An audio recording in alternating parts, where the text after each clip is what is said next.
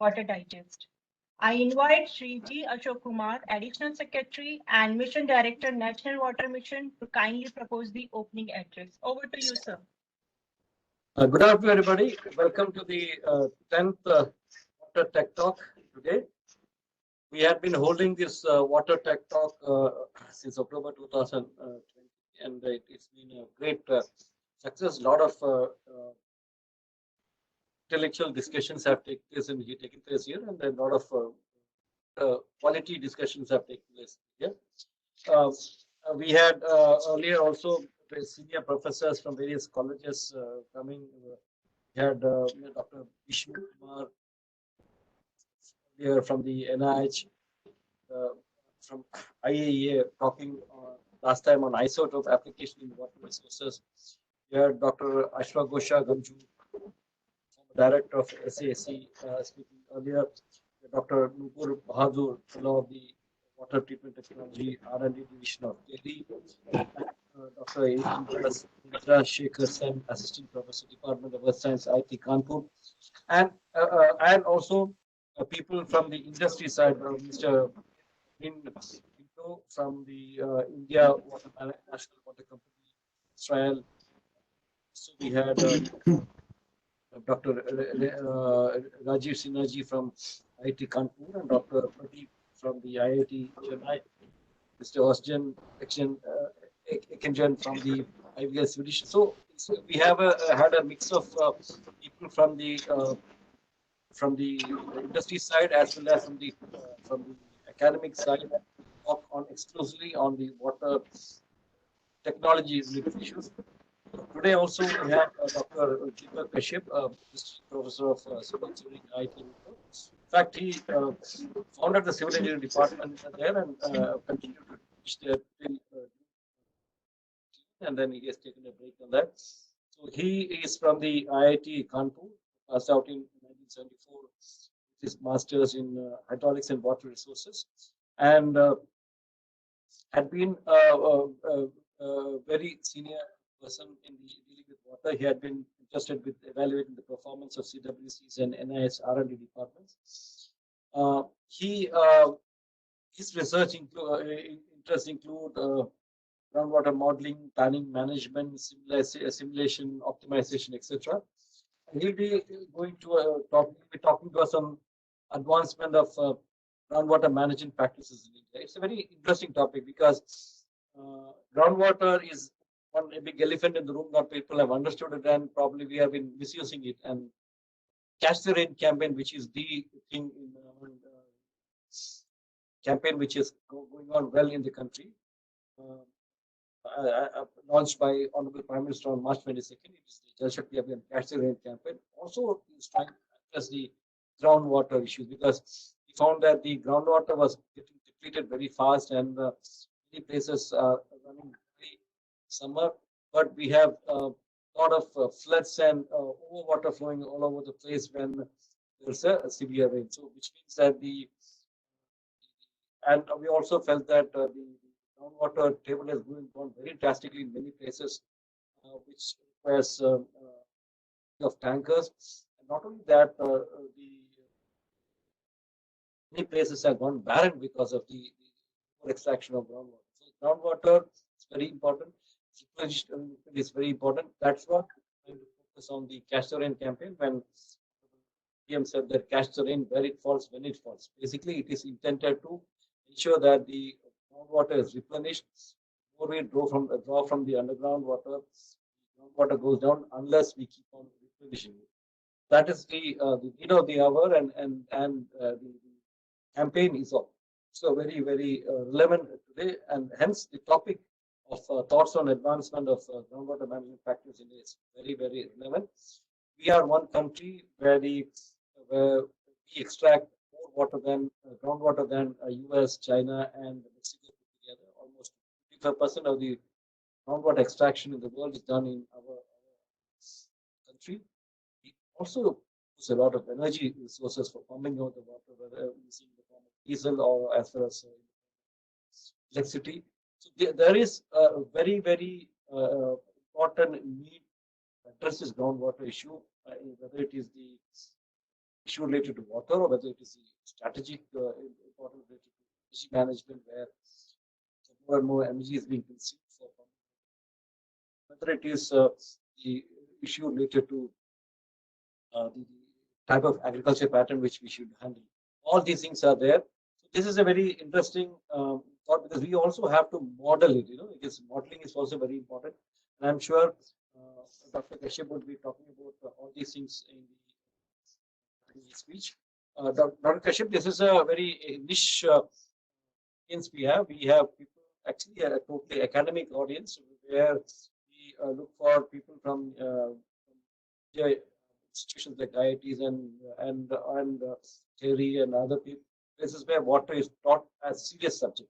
So the thrust of the water tech talk is on technology and also the science related to water, whereas we have water talk which comes on every third Friday, where we bring in activists and people who are in the field looking after the conservation of water. That's basically a policy and administrative matters, and also related to activism on water. So this is a purely academic, highly technical things which we have, and we try to keep it.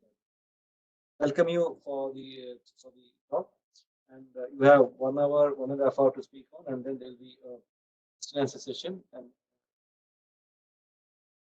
questions, and then take the questions. And in case we are not able to complete the time answering, they will take it up in the return form and then send it to you, so that you can answer it us, and we'll send back to the questioner. So all the options are available, and we have about 2 hours total time frame with us, over for you to speak, or then question and answer session. Thanks a lot, Dr. Thank you, Shri Ashokji, for the kind introduction. Thank you. Am I audible well enough? Yes, very much. Okay, thank you. So I'm first of all thankful to the National Water Commission, and specifically Shri Ashokji and Shri Tejdeep Singh Ji, for this introduction, for this invitation for the water talk. And this water talk is occurring at a very crucial moment of my life. That is, my career is culminating. I've had a career in groundwater which started way back around 1977 and has been continuing. And just recently, as I mentioned in my title, I retired from the visiting professorship of IIT Ropar. I retired from IIT Roorkee as there I was professor and head of civil engineering department in 2016, and was then invited by director of IIT Ropar to join the place and set up a new civil engineering department. So I've been here for last 5 years, and now this tenure has come to an end. So it's a kind of culmination of my professional career. Although I do have some offers, but there won't be any substantive involvements as such. So as I said, since I'm kind of culminating in my career, I take a liberty of a little bit of sermonizing and issuing homilies. I've been fortunate enough to have been invited for several lectures throughout my career, but this one, as I said, is special because of the reason that I stated.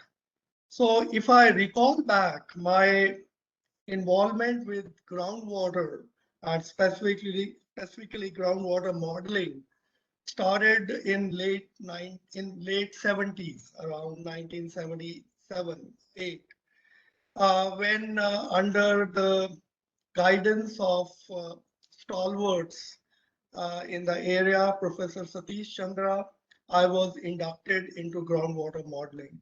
And I also had good fortune of having a very meaningful interaction with another stalwart of groundwater modeling, that is Ramsden, Dr. Irwin Ramsden. So they got me started. And then in 1977, remember we are talking of how many, 40 years back, groundwater modeling was in a very nascent stage. It was more of a philosophical concept. There was a thought that using some numerical tools, we can project the aquifer response to various pumping or recharge strategies. But there was no really hands-on study going on at that time. So I would like to say that we at Roorkee, with Professor Satish Chandra at the helm of affairs, we were the first to initiate hands-on groundwater modeling studies in India. And this was certainly helped in a very large way by Central Groundwater Board, which sponsored a very prestigious project to us that was modeling of induced recharge in Ganga Basin.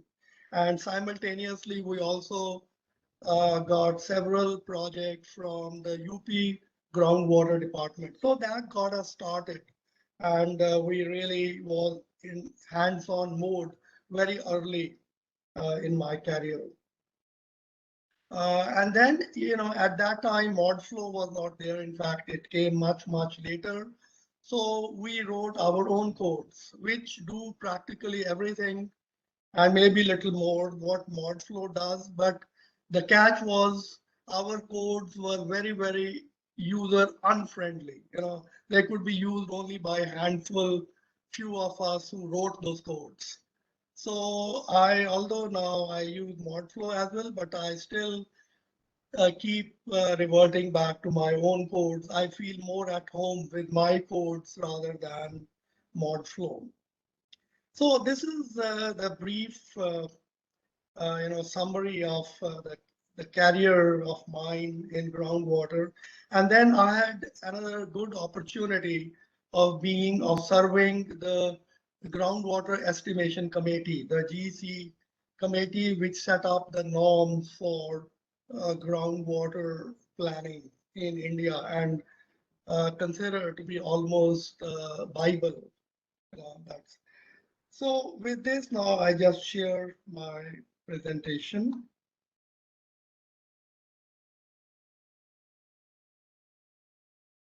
Is it visible?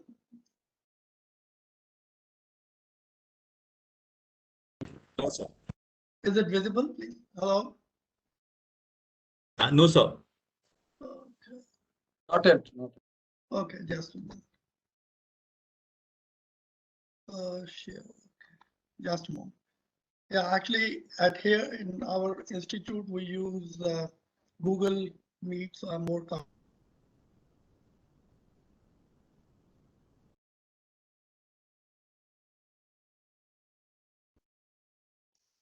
Okay, sorry, just a moment.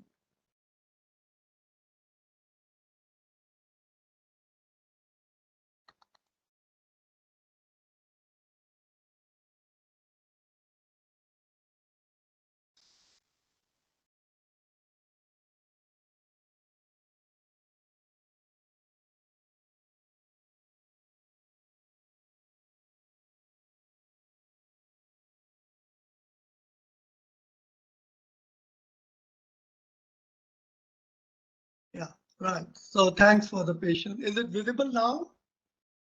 Hello? Yes, sir. Yes, sir. Yeah, okay, thank you. So as I said, I'm going to take liberty of sermonizing a little bit. I thought with my long experience in the domain, I have a broad perspective. I was involved in evolving the current practices, and then I have been fortunate enough to have been involved in several projects like Sobarn Rekha irrigation projects, Sardar Sarovar, Upper Krishna, and so on.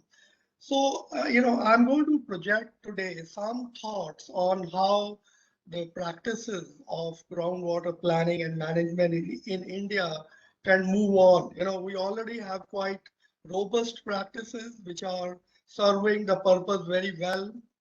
But now it is also a time to move on and imbibe additional capabilities and address additional issues. So, to get started, groundwater planning management essentially involves two broad steps. All groundwater primarily it owes, it owes its existence to the recharge from rainfall. So the first step towards management of groundwater is to estimate the recharge. And then second, which is very crucial, all the recharge which is received by an aquifer is not really utilizable. There are certain technical requirements as well as logistical compulsions. So some part of this recharge has to be allowed to flow out to hydraulically connected drains or to flow out to sea in case of coastal aquifers. And then there's going to be an inevitable evapotranspiration. So these lateral outflows, which may be outflow to the hydraulically connected streams or even to sea, plus the evapotranspiration, they combinedly form what we can call as losses. So the utilizable resource is essentially recharge minus. So these two steps now can be performed in a variety of ways with varying rigor. We can have very kind of crude estimates, which can be quick, to very elaborate and more reliable estimates. So we will first look at the first part of the practice, that is the recharge estimation. So, recharge is primarily a process, if I may just, recharge essentially, occurs as flow through the unsaturated zone. So we have rainfall occurring over the ground. Some part of this rainfall would be running off as surface runoff to the streams. The balance would be infiltrating. And then some part of the infiltration would be evapotranspired.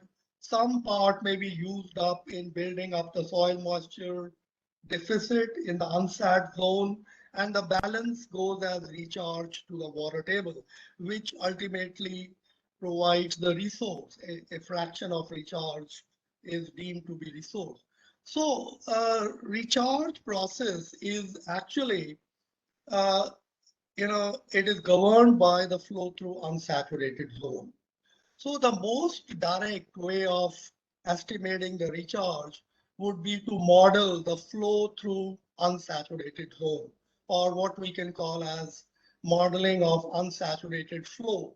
Now, this is a predictive tool in the sense for any given infiltration at the ground surface and for the lower boundary conditions and for the given soil characteristics and the evapotranspiration, we can estimate recharge.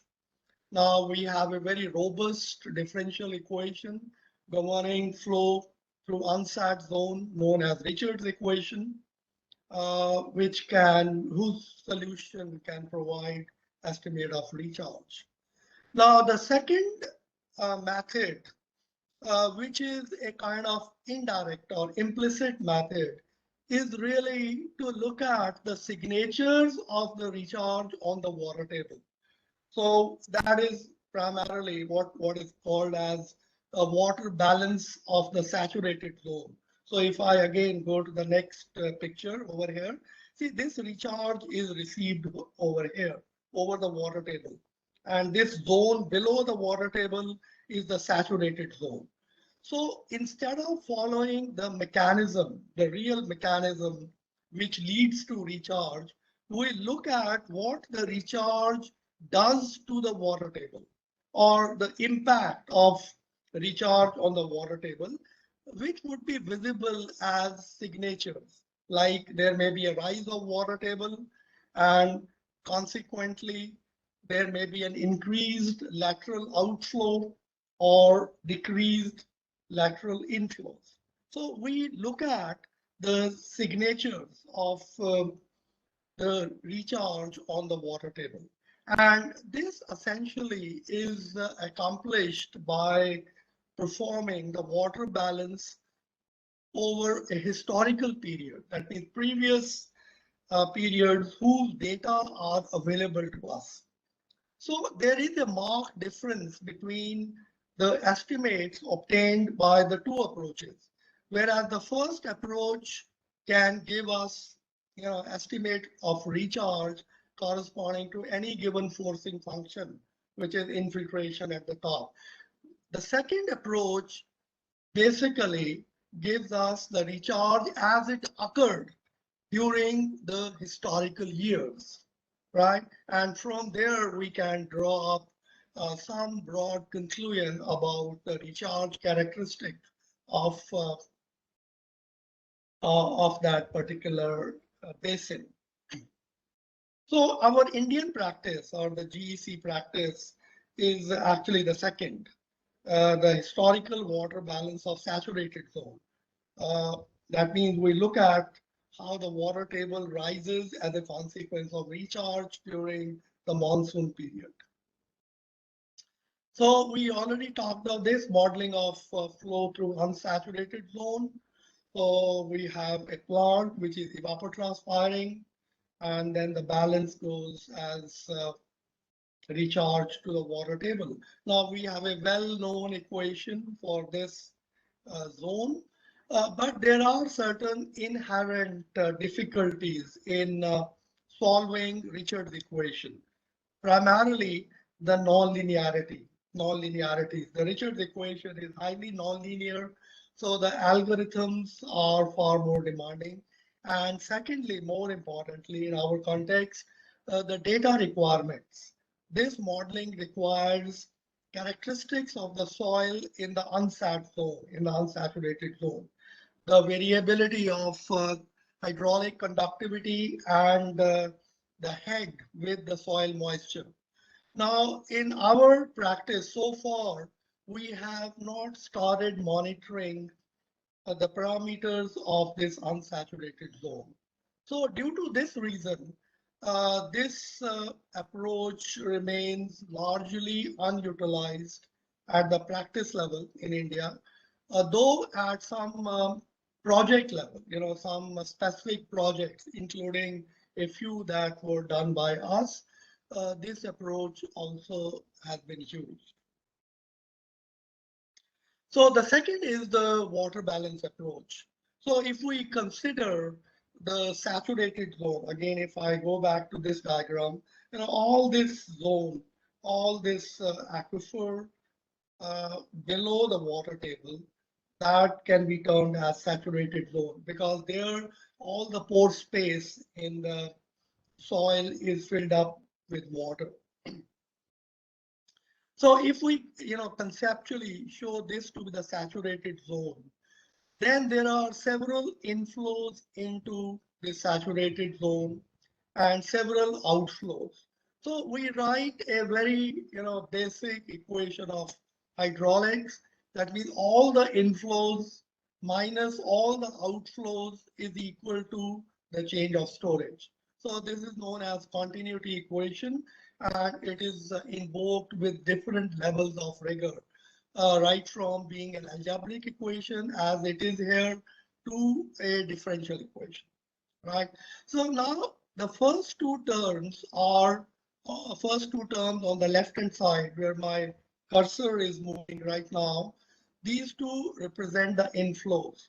So inflows are divided in two parts. First, we can call as I prime.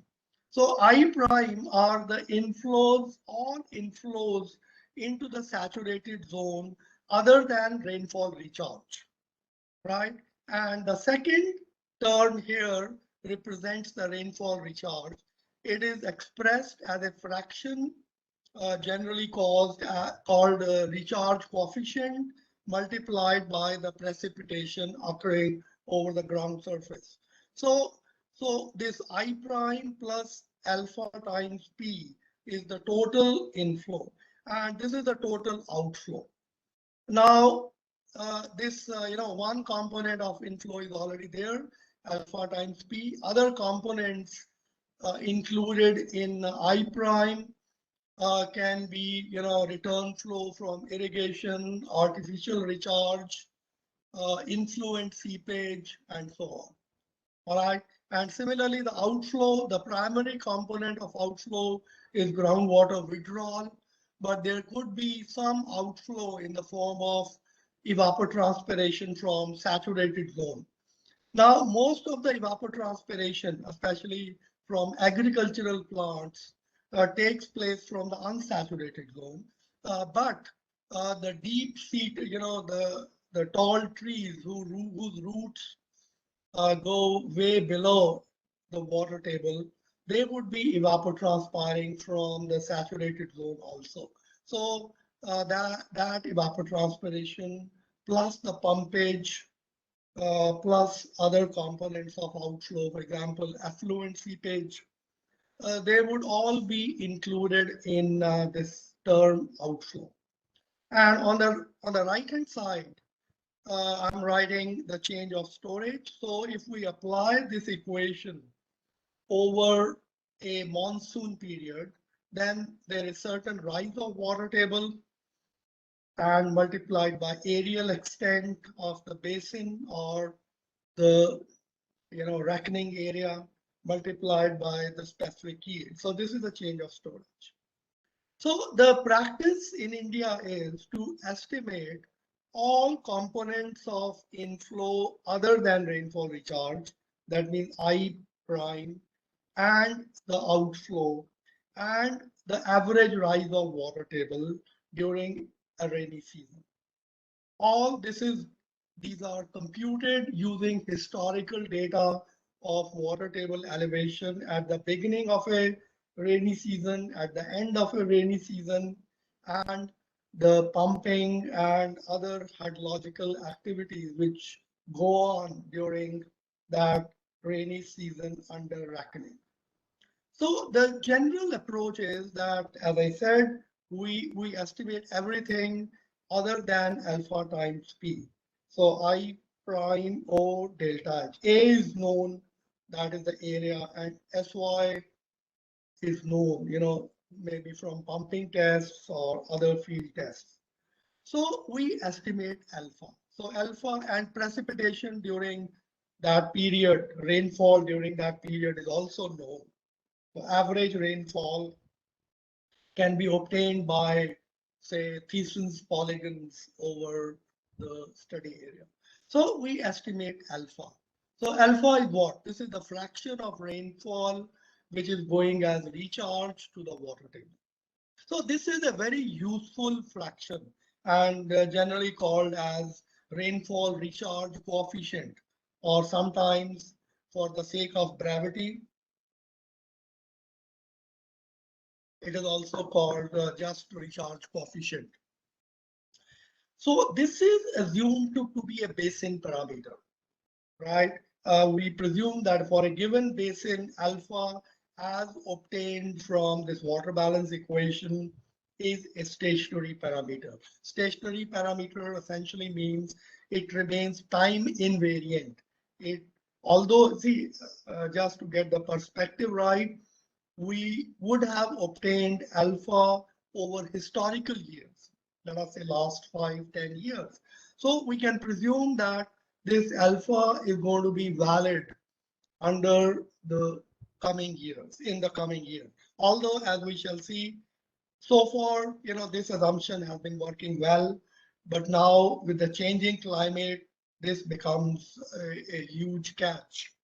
So we are going to visit this issue in a short while. So as I said, this is very questionable assumption under changing climate. But right now, we presume that this alpha stays on as it is.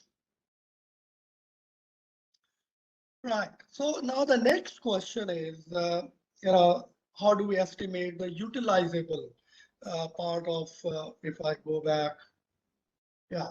the utilizable resource. This is equal to the recharge minus losses.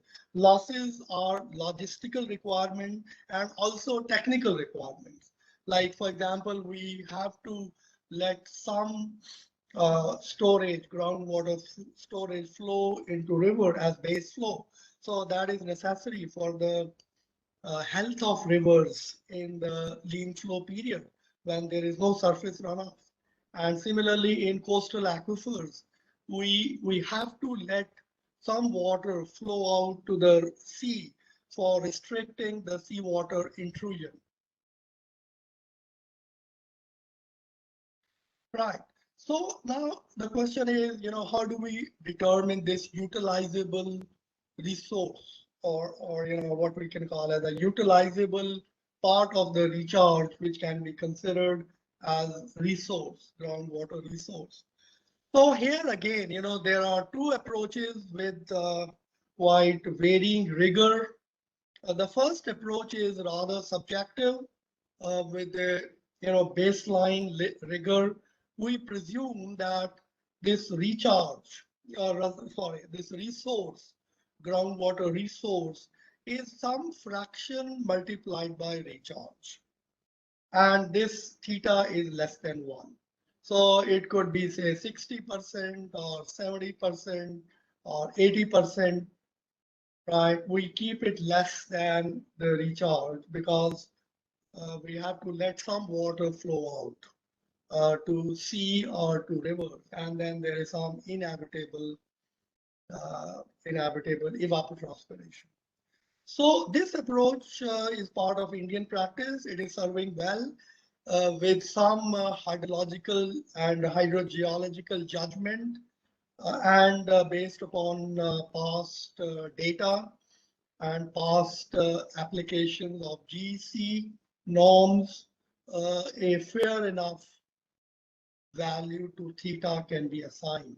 But again, this may work under many conditions, but under certain conditions, it may require a further firming up using models, basically. Now, second is, what I just said, the modeling approach. So in this, we have models, the saturated flow model, which can project the aquifer response to different levels of theta. For example, if we presume that theta is 0.2, right? So, or 0.2 is too low, let us say 0.6. So with 60% of recharge being considered as a resource. So if we pump that much of water, how is the aquifer going to behave? So this can be projected using aquifer response modeling. And then we can also compute the corresponding state variables like the depth to water table, lateral outflow, static storage, and seawater intrusion, taking cue from what I just said, and so on. So we can immediately see the advantage of second approach over the first approach. First approach is a kind of black box. We assign some holy number to theta and then let it go, based upon our judgment. But here we can be more objective in our assignments, and we can actually project that if we consider this to be our resource, how the aquifer and the state variables are going to behave. Now, Indian practice. Now, I've already been, broadly giving cues to that. So primarily based upon the GEC norms, considered holy in India, if I may use that term. And the norms have generally served the purpose very well, although they have been there for long. And sorry for the typo, though there are a few issues, they are serving the purpose well.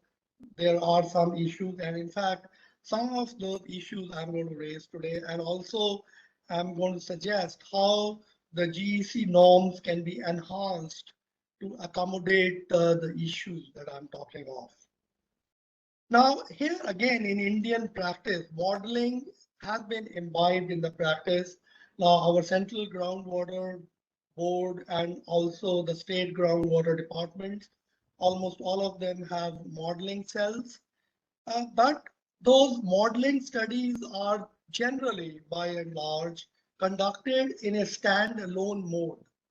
And the modeling is still not being used for the mainstream resource estimation. The mainstream resource estimation is still based upon resource being taken as a rather arbitrary fraction of recharge. So, we have expertise available in the Central Groundwater Board, other groundwater department, and more importantly, we have now very extremely user-friendly software and packages.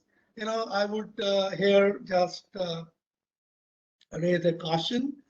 The packages are user friendly, but sometimes they are over user friendly to the extent that they can be easily misused or used inappropriately by the practitioners. So it has to be an educated use of those packages.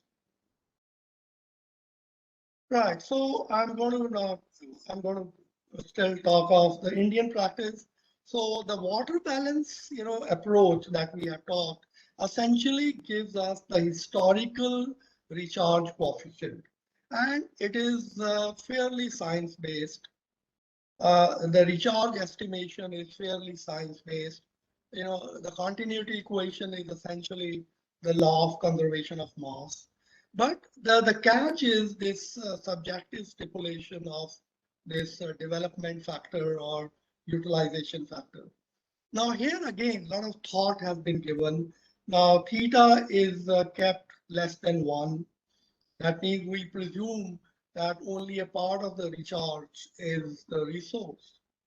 Now this has a very big advantage. This means that we are letting some part of the recharge to outflow to sea, outflow to river. So this means that we are not letting the river water to enter into the aquifer.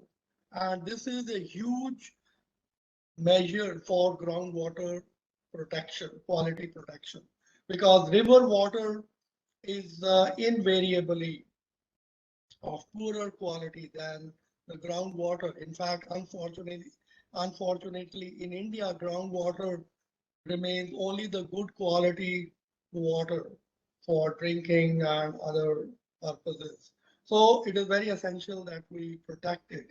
And very happily, our GC norms promote the protection, although indirectly, not stating as such, but keeping theta less than 1. This means we are avoiding the induced recharge or the flow of river water into the aquifer. But there are some, flaws or some deficits. There's no provision for the static storage for drought management. We all know that droughts, not only in India, but worldwide, are managed by groundwater development during a failed monsoon year. But ironically, the drought management does not feature in the GEC norms. And similarly, we have a large tract of coastal aquifer. We have a huge coastline and very potent aquifer aligned all through. And there is no thought to that, the seawater intrusion. We have to let some groundwater to flow into the sea to restrict the seawater intrusion. Now that is not kept in the GEC norms. So the norms are fine, they are serving well, but they need to be enhanced, and that enhanced would be essentially by a synergic joining of the GEC norms with modeling. And we fortunately have already built up good expertise of modeling in our practice fraternity. So it is not very difficult to catch up. All right, so I'm going to discuss some of the issues now, having dealt with country and what are the issues. So I'm going to now talk of some specific issues. So the first is the climate change. Now, climate change cannot be wished away. We are already seeing the change of rainfall pattern. This means the change of rainfall intensities.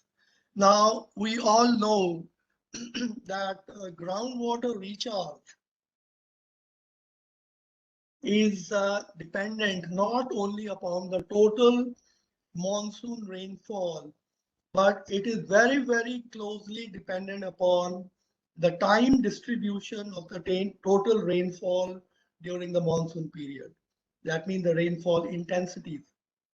Now, it is well known through various studies which have been conducted for Indian basins that the rainfall intensities are going to increase in the monsoon period. So this is going to have a huge implication on the recharge. That means all the wisdom which has been gathered over the years using the historical data, that may suddenly become invalid. For example, the recharge coefficient, they may serve the purpose well enough under the pre-climate change condition, but under climate change condition, those recharge coefficients are not available and are not, may not work, would not be credible. So this means that we need now predictive tools for recharge estimation. That means we have to go back to the primary tool, the primary tool for recharge estimation, that is modeling of the unsat flow.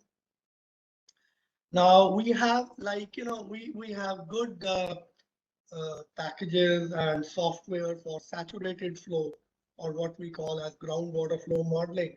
Similarly, we have now very good state-of-art package for unsat flow, that is Hydrus. And already I'm very happy to see many of the groundwater departments are already experimenting with that software, the Hydrus.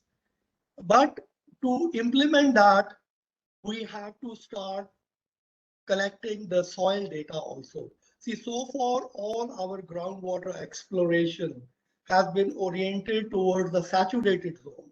That means we are periodically monitoring the water table elevations, the piezometric head, and we are conducting pumping tests for estimating the parameters of saturated zone. So all this exploration is essentially oriented towards saturated zone. So now we would be compelled very soon. We are already in that state actually to use unsat flow modeling for estimation of recharge. So for that, we very quickly should start gathering or exploring the soils and estimating the soil parameters, or what are known as K theta and H theta characteristics. And we have no historical data are not going to be valid for the changed climate. So this is the due diligence which is required. That means switching from, see, if you recall, I said the current practice in India for estimation of recharge is to do the lumped water balance of the saturated zone. So from that, we have to now very quickly move on to the modeling of unsat flow, which is not difficult. We have the software, but of course, we have to get the soil characteristics. We have to start exploring the soil characteristics as regularly as we explore the characteristics of saturated zone. Now, the second issue, which is actually very important and which unfortunately has been ignored so far, not even finding much mention as far as I can recall, in the GEC write-up. That is the drought management. The droughts are managed by groundwater development during a failed monsoon year. So, if we want the groundwater to provide us some subsistence level water during the drought period, then we have to make sure that it has adequate static storage. That means the storage which is available at the beginning of a monsoon period. So that storage is available for the monsoon period. If the monsoon does come, that storage would play a role. But if the monsoon fails, then the storage, the static storage, would have a much larger role to play. It would provide us the subsistence level pumpage during the drought period. So it's already being done, but we have to practice it now. The drought hydrogeology, dealing with the planning of groundwater development to mitigate droughts. And we have to do the drought analysis. That means the frequency of droughts, the static storage need, and then incorporation of the static storage in the planning process. That means in the process for the estimation of resource. So here I have drawn a relatively simplistic picture of how the drought is managed by the groundwater development. So, here H represents the water table elevation. So this is the water table elevation hydrograph during normal rainfall years. This is deterministic approach. That means corresponding to the average rainfall. But of course, in the stochastic approach, it may show some variation around the mean cycle. But the average cycle may be like this. So now see, this is the beginning of the next monsoon. See, this is the monsoon period when the water table rises. And this is the non-monsoon period. The water table rises because of the rainfall recharge. And this is the non-monsoon period when the water table declines because the pumpage exceeds the recharge. There is practically no recharge in the non-monsoon period. So the pumpage well exceeds the recharge during non-monsoon period, so it declines. So if the next year were a normal monsoon year, it again would have risen and then fallen. But now there is no rainfall. It's a failed rainfall year. So this storage, which is occurring at the beginning of what would have been a rainfall period, but now it is not a rainfall period. It coincides with the rainfall period, but there is no rainfall. So this storage is very important. You see that if this storage is not adequate, then the groundwater resource cannot be used for drought mitigation. So now what happens I'm considering a few drought years, say 3 drought years, to take a very extreme scenario. So during these drought years, the groundwater development pumpage takes place to meet the minimal irrigation requirement, or municipal requirement. So there would be a decline. So the requirement is that at the end of drought years,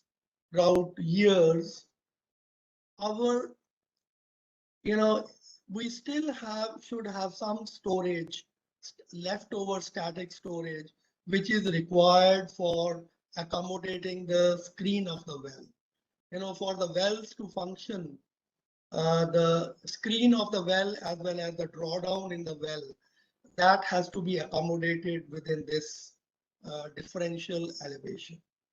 So the minimum it should go is this unutilizable static storage.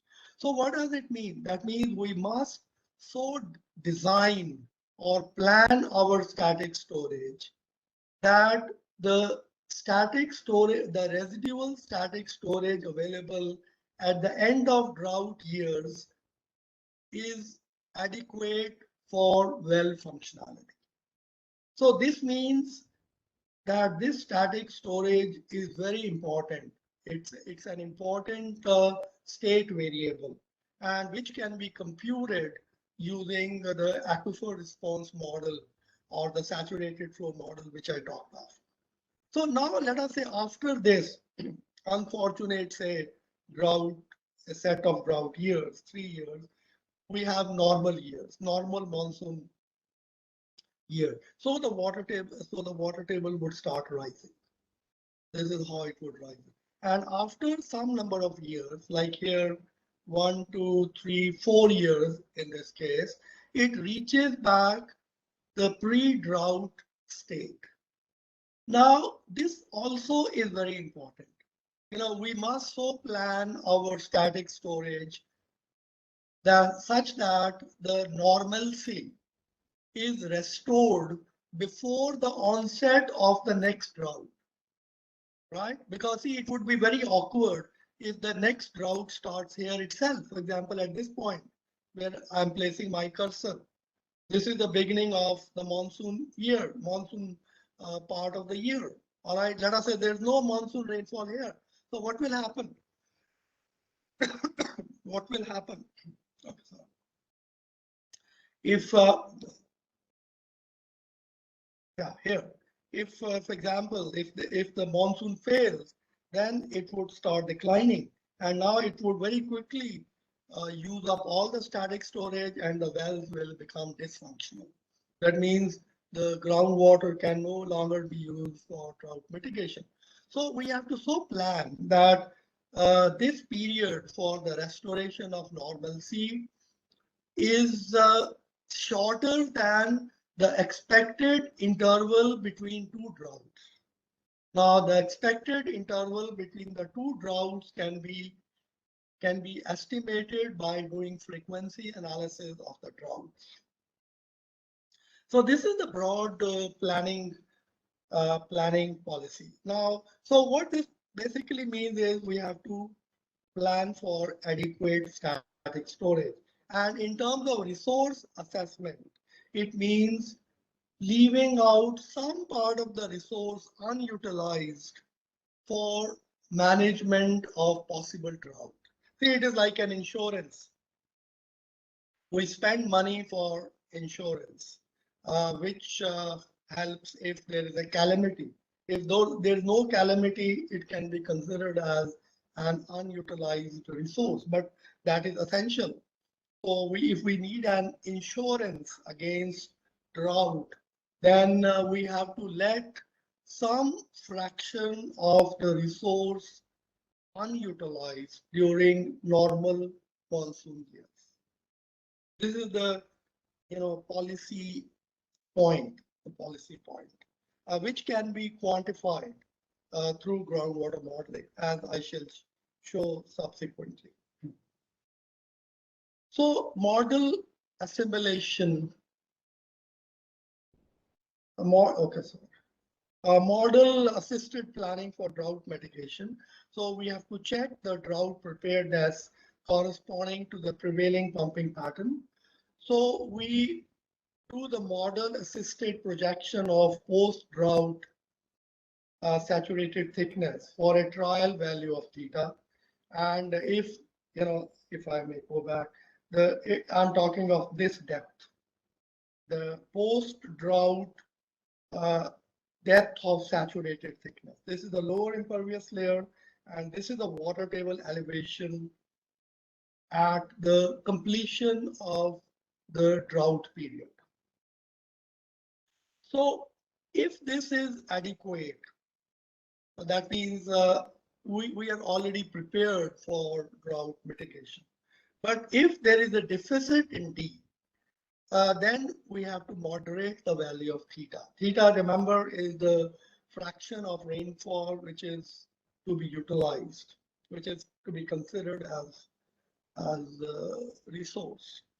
So then actually this can be done through model assisted and linking it to an optimizer, the simulation model linked with an optimizer can provide us an optimal value of theta, which would be just adequate to meet the drought mitigation requirements. So I'm giving a small example here. In fact, this is an MTech thesis which was done by a student of mine at IIT Roorkee in 2015. This is planning of agricultural groundwater development for drought management mitigation. This is in region 5 of Sardar Sarovar Command, bounded by Shady River and Narmada Canal and Sabarmati River over here. So this is the area. And the planning parameters here was, looking at the well functionality in that area. A value of 15 meter was assigned in consultation with the practicing engineers from the region.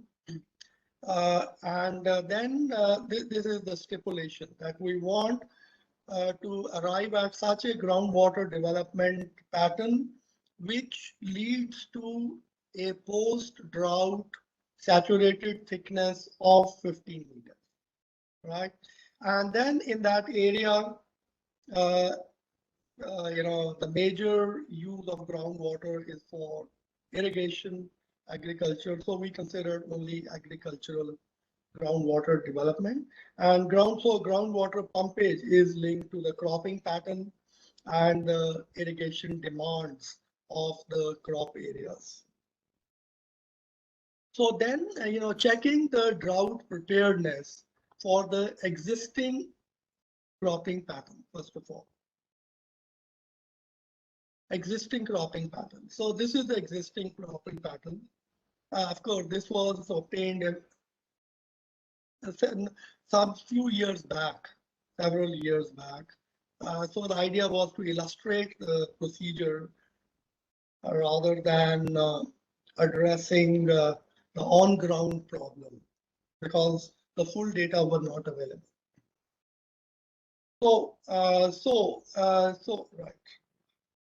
Right. So this is the cropping pattern which was used and which typically represents the typical cropping pattern. And this is the pre and post drought water table elevation fields above the mean sea level. And because the models, the groundwater flow models essentially provide the water table elevations above any chosen datum. So here the datum is mean sea level, so about 10 meters. But our planning state variable is the depth to water table. So the field of water table depth was obtained by subtracting the water table elevation from the ground elevation. And this is the post-drought saturated thickness field. What does it mean?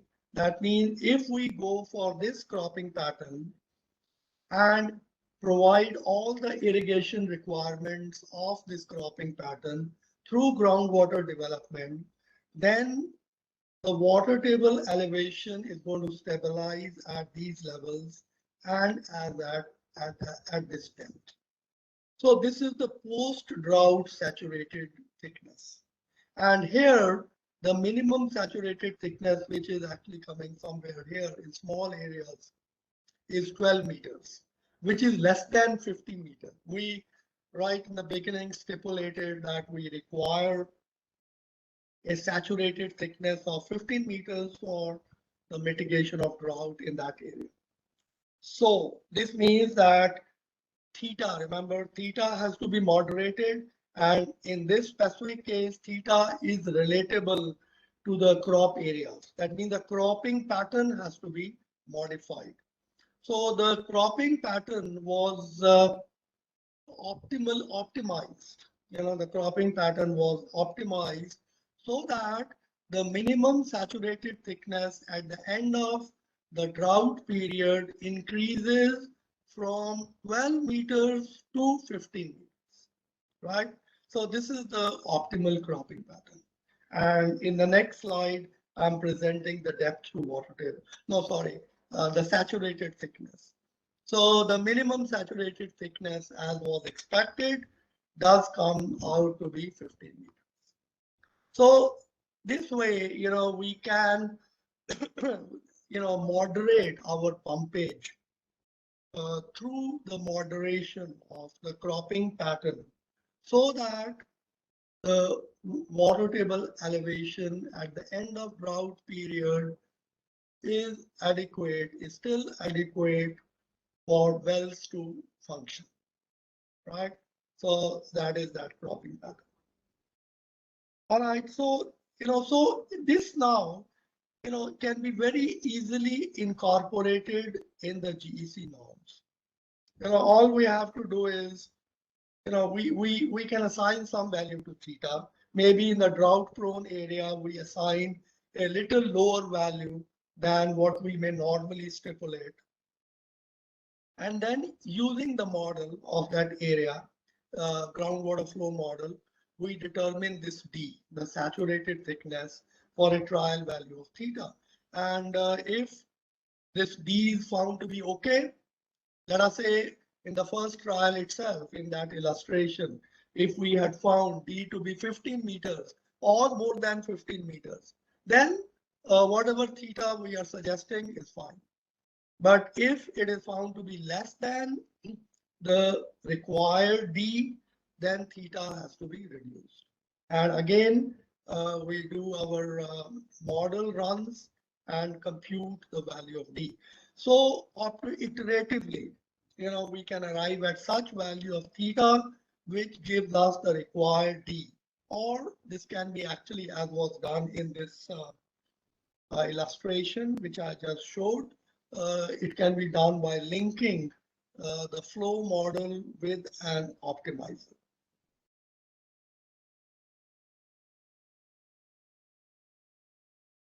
All right, now another is the planning in coastal aquifers. Now, as I already mentioned, outflow to sea is necessary for controlling seawater intrusion. So this means that for a permissible seawater intrusion, the outflow requirement has to be met. And this outflow requirement can be assessed by appropriate models, the seawater intrusion models. Like there are the simplest model for seawater intrusion is the Gibbon-Herzberg equation, which says that the depth of the freshwater interface below the mean sea level at any location is simply 40 times the height of water table elevation above the mean sea level at the same location. So this means that if you reduce the water table elevation by 1 meter, it means that the interface between the salt water and fresh water, that means the salt water would move up by 40 meters. So you can see that it is a very sensitive dependence. So we have to determine the required outflow to sea for maintaining a given level of seawater intrusion. And then this outflow need, remember, can be incorporated in that. If I go to the previous slide. Yeah, this can be incorporated in this term O. This O can be the pumpage from the coastal aquifer and also the required outflow to sea for maintaining the required level of seawater intrusion. So you can see that it is very easy to assimilate all these finer points of planning in the GC norms. So the outflow need, which is assessed by the seawater intrusion model, I already talked of Gibbon-Herzberg equation, which is the simplest model. Then we have a more rigorous model. Now NIH at Roorkee, they have a very considerable expertise in seawater intrusion. In fact, there I am very proud to say that Dr. Anupama Sharma there, who's the prime mover behind such models there. She was my student at IIT Roorkee. She has since then, of course, moved on and made a niche for herself. So this outflow need now can be incorporated in the GC norms. Okay, so I'm just giving here, the drill which can be gone through, stipulate permissible extent of seawater intrusion, compute the corresponding outflow, and compute the resource, and model the resulting seawater intrusion, and check if it is within the limits, and if it is not, revise theta and repeat this drill. So this is the procedure, but you can see at the core of this would be the GC norms. It would all revolve around GC norms. The other is groundwater quality protection. Now, this is very important part of groundwater resource estimation and management. See, so far, generally, when we talk of groundwater resource, we typically talk of the quantity. How many million cubic meters of water are going to be available for groundwater development? But if all that water which is coming in is of poor water quality, then it's not a resource anymore. The resource is not just the quantity, it is quality also. So it is very important that the quality aspect is incorporated. And as I already mentioned, implicitly or indirectly, it is already incorporated. How? As I already elaborated, by keeping theta, that groundwater resource factor, less than 1. That means GC norms say don't use all the recharge, don't pump out all the recharge. Let some of the recharge flow out to the rivers. What does it mean hydraulically? That means the gradient is from aquifer to the water, aquifer to the river. So that means the river, this stops, this preempts the entry of river water, which is a huge, huge relief from the water quality viewpoint. But there are additional threats to the groundwater quality. That is the leachates from within the aquifer. So, or additional pumpage. If, for example, if we go for additional pumpage in any area, and the water table declines below the river stage, then the river water would enter into the aquifer and may deteriorate the groundwater quality. So this means, the first step towards installing a good regimen for groundwater quality protection, in addition to what is already there, the regimen in the context of quantity, we have to develop solute transport models. These are more elaborate than the flow models, like mod flow, that primarily is a flow model, although now they have incorporated solute transport segments, but a full-blown solute transport model is far more elaborate. So these models can be used for projecting the impact of any pumpage or recharge on water quality, right? So these models now need to be brought into the practice. But to be able to see, for installing these models, we first need models and the training.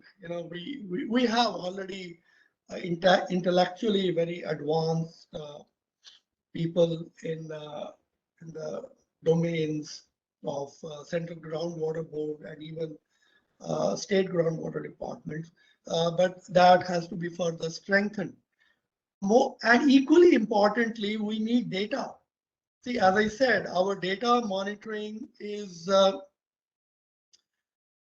oriented towards quantity and saturated zone, monitoring water table elevations and piezometric and conducting pumping tests.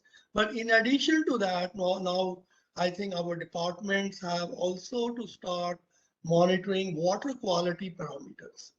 quite on the same lines as water table elevation.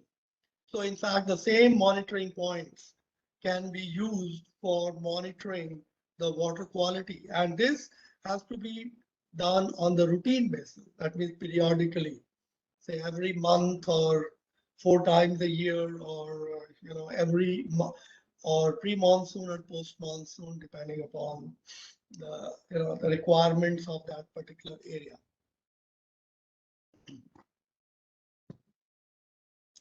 So then this is a relatively new area, a new area of hydrogeology, that is forensic hydrogeology. Now you can immediately connect forensic is something like policing, conducting police surveillance on hydrogeology.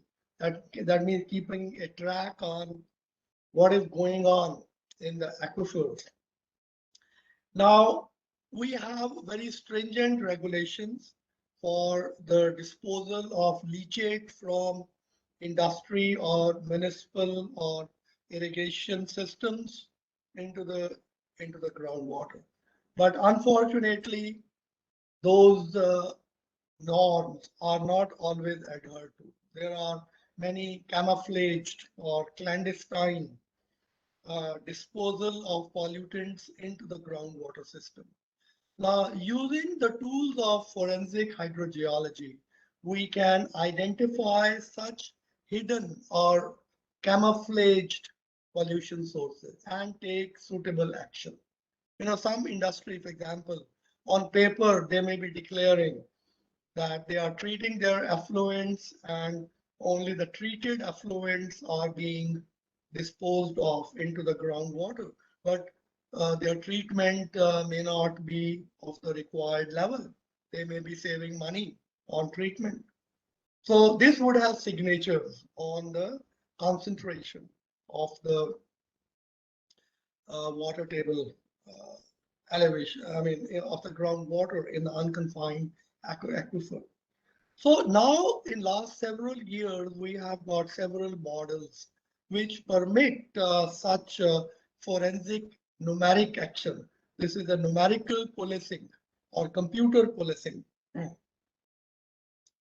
So, just to give, this is generally the differential equation governing two-dimensional solute transport in an aquifer. And here, this is the source. This is the source. This is the pollution source. And C is the concentration. And these dxx, dyy, and r and phi, these are the parameters. B is the thickness. And C is the concentration, which is a function of x and y. So if we have historical data of concentration, then we can estimate W. This is the major deviation from the routine solute transport modeling. In the routine solute transport modeling, for a given W, that means for a given leachate characteristic, and for the given parameters, we can project the concentrations. But in the inverse problem, for the given concentrations, we estimate W, the source. So this is an inverse problem. So solving the differential equation for the concentration fields repeatedly with varying source characteristics, and then identifying such source characteristics that reproduce the observed concentration fields most closely. That means basically we are solving that solute transport model, or conducting the solute transport modeling for iteratively varying values of W until the computed concentration field matches close enough with the observed concentration field. And this, iteration can either be done subjectively or it could be done through an optimizer. So here I'm going to present a study which was done by another PhD student of mine, Jyoti Chaube, in 2017. So this relates to identification of pollution sources in this area, Yamuna Krishna interbasin, lying in the western UP, very close to Roorkee. I used to consider this as my backyard basin there. So this is the area. So we had water table data and also the concentration data, water and the concentration data. Yeah, that's right. So bounded by river Yamuna and river Krishna. So we did this kind of study here. We solved this differential equation iteratively until the computed concentration field matched optimally with the observed concentration field. See, optimal matching means that we can never truly reproduce the observed concentration field, but as closely as possible. So these are the, these are the sources which have been identified. 4 sources were identified. And these are the leachates, the leachate intensity in those 4 sources. So spatial distribution of local sources at a discrete time, 2005. And then some field checks were made, and it was found that indeed there, at these locations, there are, these are the disposal sites. And then, as I said, we arrive at such, values of these W's or leachate intensities so that our model computed concentration field matches closest possible with the observed concentration field. And this is what it is. This is the observed concentration field. You can see. And here, this is the closest reproduction. It's fairly close, although departures are there. You can see that this is more because we are presuming those pollution sources to be geometrical. That is why these contours are also coming as geometrical. All right, so with this, I complete my presentation. Basically, on some issues, this is not an exhaustive list. There are several other issues too, but these are very important issues in my view and can be very easily addressed within the framework of GC by a little bit of tweaking and innovation, and broadly, in all cases, modeling the systems.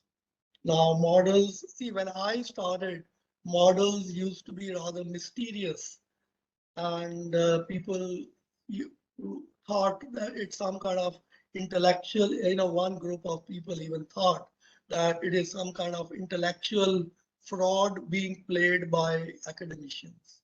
But now we have come a long way. And the other school of thought at that time was that, I'm talking of late 70s, one school of thought is that it is a fraud being played by academicians. The other viewpoint was that it is panacea, it can solve all problems. But now we know it cannot solve problem. Modeling is not solving problem. Modeling is just knowing if you do this, this is what is going to happen.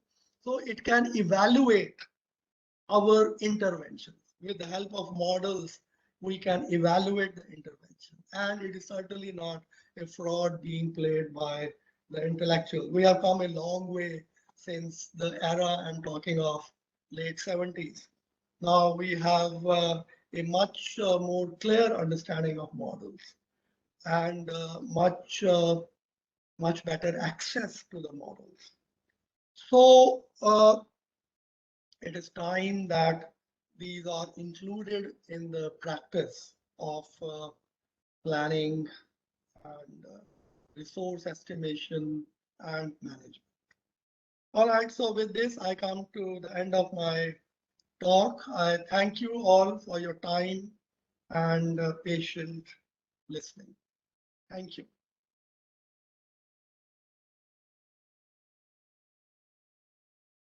So yeah, I'm going to stop sharing and we can discuss any questions. Yes. Thanks, please. Professor Kashyap, for a wonderful presentation. Hello. One more Thank you. question. Yeah, thank you, Ashok sir. Thank you. Yeah, actually, I can't hear. Are there some questions? Please, I'll be very glad to take questions. In fact, if there are no questions, I would feel let down. Thank you so much, Dr. Kashyap, and it was wonderful hearing from you. There were so many, nice things which you spoke about, and there are already a lot of questions which have come to us through chat. And for all those who are joining us for the first time, I would like to quickly share with you that we are starting with the question answer session, and on your screen there is a chat window. You can always type your query there, or you can also raise your hand. We have an option of raising hand, so you may please raise your hand and my team will unmute you. You can introduce yourself and then put forward your query. Okay, so we are officially open for the Q&A session. Can we take some query? I request Dr. Dharamve Thareja, you may please ask your query. Well, it was very, very informative. And with my knowledge of Actually, Dr. Thareja, I can't hear you very well. Can you get closer to your mic or maybe speak a little louder? Am I audible now? Yeah, now it is better. Yeah, it's better. Yes. Okay. I must comment that with the surface water background, I could learn a lot from your presentation on groundwater. And the way, in a lucid way you presented, it was very, very absorbing kind.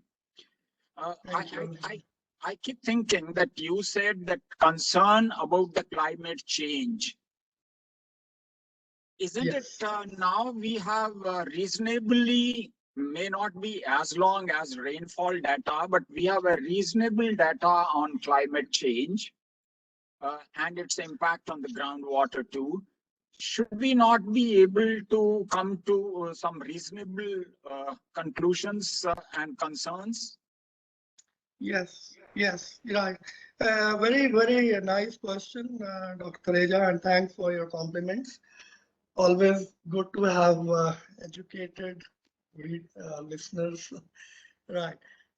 So, yes, you're right. The climate change is already a reality. In fact, my student at IIT Roorkee, he conducted a climate change projection for the same area, Krishna, Indian. And another of my student at IIT Roper, he has projected the rainfall patterns for this Satluj Beas region of Punjab. Now, see, one major change, and in the context of groundwater, one major change which is occurring is the increase of rainfall intensities. Now, this means that the water would, the rains would be occurring in a very intense fashion and then would be running off with the lesser opportunity time for infiltration, hence the recharge. So the apprehension is that it may lead to a reduction of the recharge, although the total monsoon rainfall may increase. But because of the increased intensities, the recharge component of the infiltration may actually fall down. And to model this, we need to model the unsat flow. There, the forcing function to be introduced at the top, at the ground surface, would be these projected intensities. And this partly it has been taken up, though not in the full-blown way, by the students whom I talked of, and they have been able to estimate recharge, yeah, in a slightly moderated way, but a more, concerted, research is required. Again, I may point out, Dr. Reja, you already know it, that most of the climate change studies which have been conducted in India and overseas, they just project the hydrometeorological variables.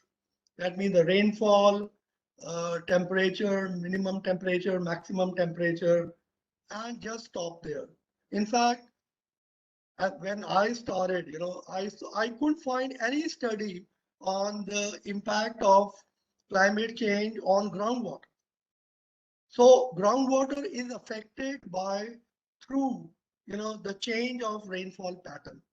And if we want to estimate the recharge with the varying intensities of rainfall at the ground surface, then a lot of effort in the direction of unsat flow modeling is required, which has yet to start in the full-blown way. Uh, uh, can, now, can I ask something related to this? Yes, please. Yes, please. Because now that surface water reservoirs are kind of a thing of a past, it's not being built, and rather they are shrinking by way of sedimentation.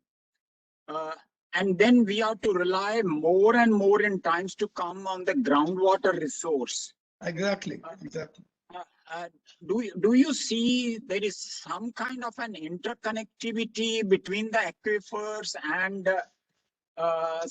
some kind of utilizing it in a sequence in a way that you are able to tide over in times to come the droughts? Yeah, can you just repeat the last part of your question? I couldn't. You said connect between. You talked of some connect between the aquifers, so that like some of the surface reservoirs can be utilized in interconnected way if they are on the same basin. Yes, that's right. Right. Like Yeah, to tide over the drought, particularly when drought is there in some reaches and you have reservoirs kept at some locations. Is there a way to have, one way could be that you pump it and put it on the river and let it flow down. But is there anything like, because once you pump it, then it can be picked up on the way also. Like, is there a way that you have a deep-seated, some kind of interlinkage possibility? Yeah, that's right. I can see your point. Pumping and letting it into river may not be efficient in my view. Pumping and using it locally. See, that is the advantage of groundwater. Groundwater is not a storage device, but it is also a transmission device. So wherever water is, because aquifers, at least in the alluvium part and even in the weathered zone, they are fairly spatially extensive. So water should be pumped during the drought year at the point of usage so as to minimize the losses. The other point which is very relevant, which you said, is whether this groundwater resource during the drought period can be used in conjunction with the surface reservoirs, which may have been only partly filled up because of the drought. So yes, it is possible to plan conjunctive use of the waters in the surface reservoir as well as in the groundwater. Although the study which I presented there, we presumed that due to the failed monsoon, the surface reservoirs are empty. And it is only the groundwater reservoir which is available for the mitigation. But if it is known that the surface reservoirs would also have some, that means if it is a partial drought, so if they do receive some inflows, then the two can be conjunctively used. That is what I think I could, if I gathered the sense of your question correctly. No, I was thinking that if groundwater reservoir is located somewhere else. Dr. Dharamveerji, I'm sorry to say I'll cut you here. Maybe we can take these queries separately with Dr. Kashyap. And there are a couple of more questions which I would like to put forward by other participants as well. So there is Dr. Ms. Ritu Thakur is wanting to know if both the climate change and water balance study relies on historical approaches, why climate change becomes an issue in water balance method of recharge estimation. Yeah, okay, good question. See, yeah, right.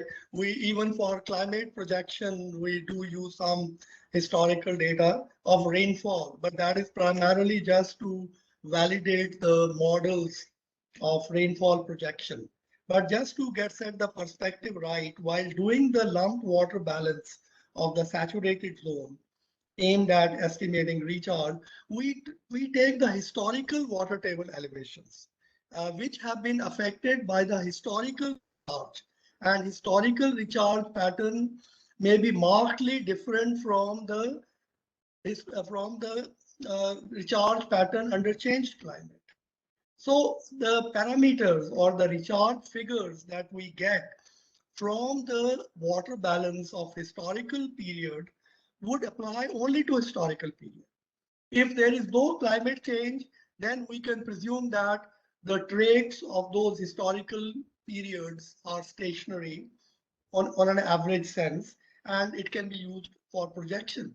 But if there is a severe change, then, for example, that recharge coefficient, if we arrive that as in a given basin, it is coming as 20%, 20% of rainfall going down as recharge. Now, under changing climate, it may come down to 15% or even 10% because of the modifying intensities. So that is what I meant, that all the wisdom gathered over the historical period is suddenly not available anymore, not valid anymore. Another one, in the perspective of climate change only, in the context of climate change, can surface water storage into artificial recharge various intervention like borewell recharge or existing structure to increase groundwater in confined aquifer? Okay, right. Yeah, this can be, yeah, provided we have adequate surface water availability. And if there is a time mismatch, that means when that surface water is available, we don't have the requirement. See, if there's a time match, then use it, use surface water then. But if there's a time mismatch, that means surface water is available when there is less demand, then of course it can be recharged into unconfined aquifer, or as you said, deep aquifers too. It can be done, but we have to again see, whenever we recharge, some part of that is going to be inevitably lost due to the boundary flows. So that can be modeled through numerical modeling. We can actually project what part of the recharge will be available for subsequent development. So a lot of care is required, in conducting recharge. Yes. I hope, Mr. Shashikant Mehatre, your query, you got the answer for your query. Mr. Amit Singh is wanting to know how much can groundwater management contribute towards national water security? I think. I think we now, the awareness of groundwater is very rampant. We all know groundwater has a huge role to play. It is already playing a huge role. The main advantage is you don't need reservoirs, you don't need canals, right? If we right here, groundwater reservoir, as I already mentioned, groundwater aquifer serves as storage system as well as the distribution system. And distribution right up to the farm level, farm of or home of the user. So it is far more efficient, and of course it has to be used in conjunction with surface water. Yes. Okay. Mr. Paritosh Tyagi has put forward the query. He says that, is there a real threat to groundwater quality from the toilets being constructed on such a large scale? Yeah, actually, yes, it is a very loaded, potent question. It's a very, see, no, I like to think that all those septic tanks and, all the related components of that would be adequately sealed through clay layers. There is a codal provision, I think, for adequate clay layering of those tanks, septic tanks and others. So if all care is taken, no, it may not affect. But if we are casual, and this may have been happening much before, these activities which you talked of. So there again, the effect would be most, even if it does, that means if we are casual in our designs, the effect would be most rampant on unconfined aquifer only, the water table, whereas the deeper aquifers may be relatively isolated. Unless we have multi-aquifer wells, I'm very concerned about that. I raised this question when wells were being drilled in Roorkee. What is happening? We have wells which are tapping all aquifers, including unconfined and the lower confined, the strainer. So that provides a direct circulation between the unconfined and the lower aquifer. So through those wells, multi-aquifer wells, the polluted water from unconfined aquifer could flow into confined aquifer or leaky confined aquifer. So that has to be avoided. That means there has to be adequate sealing. If the well is tapping the lower aquifer, it should be adequately sealed from the upper aquifer, which is a good practice being followed. But I've seen many careless contractors, careless or novice contractors violate this requirement. So next, Mr. Uday Prasad.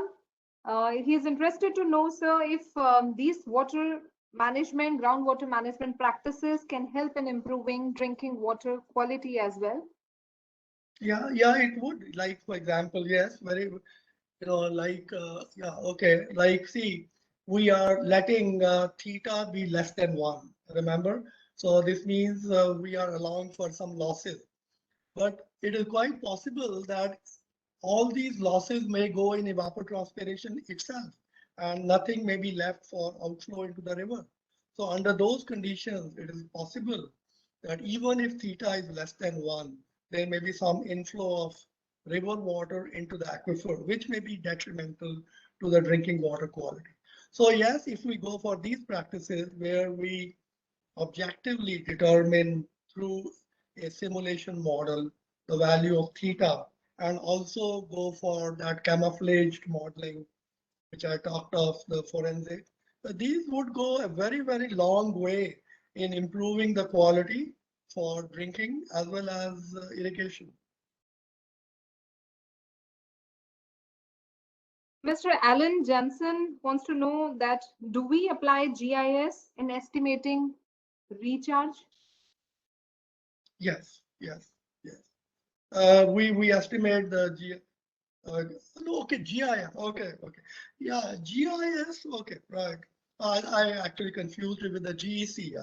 Yeah, GIS is a good tool for data management, the spatial data management. Yes, GIS comes very handy in draw. You remember, if I said we have to compute the rise of average water table elevation during the monsoon season, that H is multiplied by area multiplied by specific yield, that is on the right hand side. Now for getting this, we have to draw the spatial contours of water table elevation at the beginning of the season and at the end of season. And GIS is very handy tool for drawing contours and for integrating the area over elevation for computing the groundwater storage. Yes, GIS is very, very, usefully employed. It is very potent tool for the GEC norms, as well as for, see, this GIS, if I may clarify further, is a good pre-modeling processor and the post-modeling processor, because the data availability is very different from the model input requirement. So this gap is bridged through GIS. Similarly, the output from the model may not be directly usable for management or planning. So there again, GIS processes the model output to yield the state variables which are more relevant to the to the planning. For example, a model gives us water table elevation above a datum. Now that is not a planning tool, planning parameter. But if we GIS, if we feed the nodal values of water table elevation and also the ground elevation, it can give the contours of depth to water table, which is a very relevant state variable for planning. So yes, GIS has a huge, huge role to play. So Mr. Prasad is wanting to know, how do we recharge the urban areas where 90% of, which is made up of 90% of concrete, how do we kind of recharge those areas for the rainwater runoff? We have to have some sanctuaries, recharge sanctuaries. Some areas have to be left unpaved. There's no easy solution. We can't over urbanize. Like in Delhi, for example, they have large forested areas, which acts as a recharge sanctuary. So similarly, those have to be installed, created, and then of course through wells, recharge through wells, but which is not as, in my view, as efficient as the natural recharge over unpaved areas through forest. For example, forest is a huge recharge, facilitator, because it does not let the runoff occur, and most of the water infiltrates and then recharges. Whereas you also spoke about advocacy, and there is one question which I would like to put forward, which is by Mr. Ashok Dwivedi. He's keen to know that what kind of programs, awareness programs should be there as far as generating awareness about groundwater management is concerned. You mean this program which you're talking of, is it for groundwater professionals or for common people? So he's talking about common people, because I think that's what it means, because he's talking about generating awareness. Yeah, I'm very glad this question has been raised. It's a very, very relevant question. Now see, I'll give you one example. Like, see, in this area where I'm currently located and where me and my student, we did a very elaborate study, groundwater flow modeling for the Satluj Byas region. Now, this is showing a declining trend, like most places. See, now what is happening as a consequence of declining of water table, more river water is induced into the aquifer. And also because of the increased unsat depth, there would be a larger leachate of the geological salts from the geological formation into the groundwater. So that means that the decline of water table is associated with the deterioration of water quality. Okay, and similarly, the decline of water table is also associated with the decrease of pumping capacity of the wells. See, for example, if a farmer has installed, say, 10 horsepower pump, now as the water table declines, the same horsepower pump would draw less discharge, right? And he has to pay more money. If actually government does charge for power, the power bill also would be higher. So, this kind of awareness has to be brought into the users. Say like farmers. In India, the major users for groundwater are the farmers. So farmers are very intelligent people.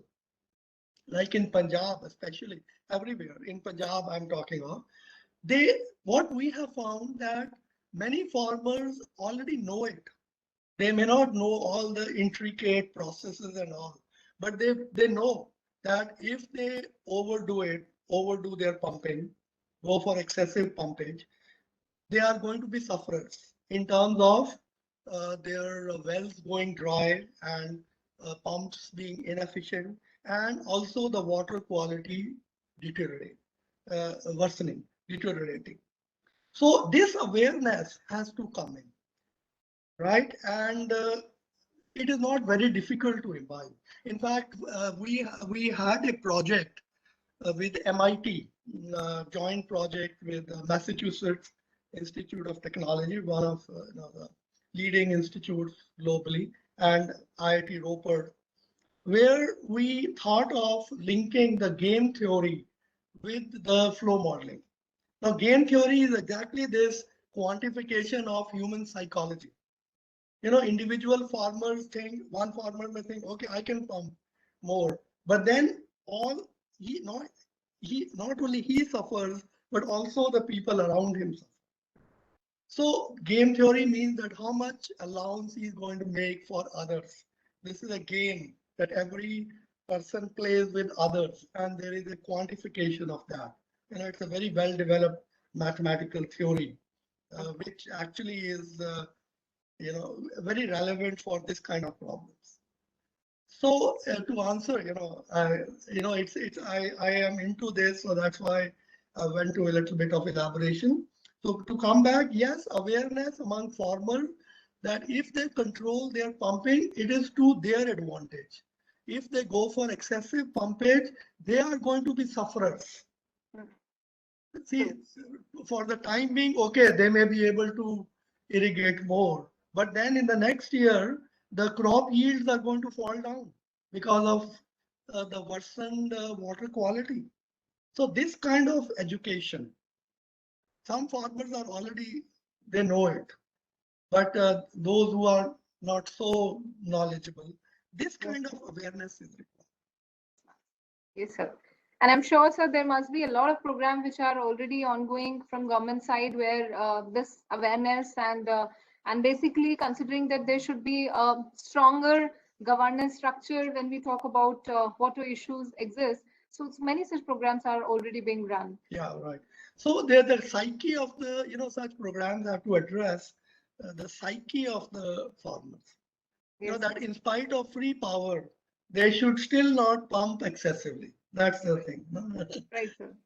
Thank you, sir. And let Thank me you. congratulate you again because there are so many compliments coming in, and most of them are liking the session, and they have also complimented you for this wonderful and interesting and Thank you. informative session. Thanks. And I would now like to request Ashok sir for your concluding remarks. Ashok ji.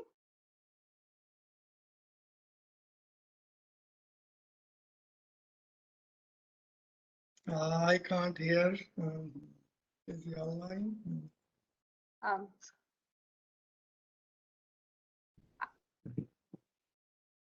Ashok ji, I would like to have your remarks, sir.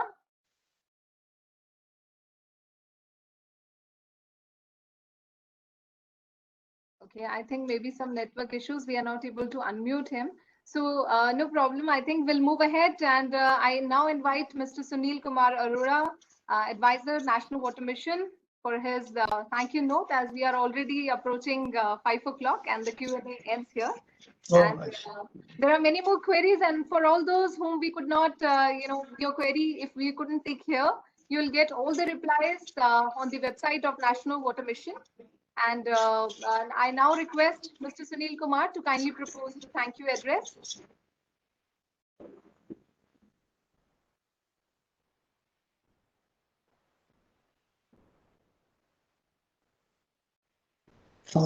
Again, I think communication glitch. Mr. Sunil Arora? Okay, right. Nice there. I think Mr. Sunil Arora is not available. I will be giving the vote of thanks. All right, so we request Mr. Tejdeep Singh ji to kindly propose the thank you note today. Yeah, thank you, ma'am. Thank you for over to you. inviting me for the vote of thanks. Over to you. First of all, thank you.